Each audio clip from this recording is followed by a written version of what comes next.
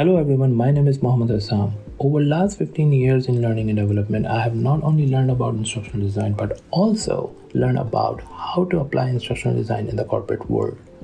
Over these years, one thing that I have learned when I was applying instructional design is to make sure that each and every step of the process is not only effective but also result oriented.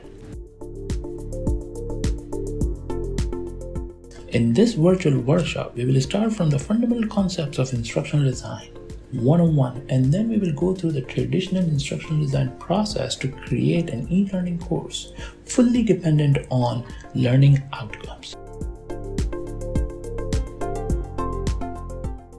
The way we designed this workshop is to make sure that you get a practical knowledge and experience, meaning you will go through the real situations that instructional designers go through. For example, how to do learner analysis, content analysis, how to interact with subject matter experts, stakeholders, and then how to write learning objectives. At the end, you will not only learn about those situations, but you will also apply them to complete your assignments in the group. And that's what this workshop is all about.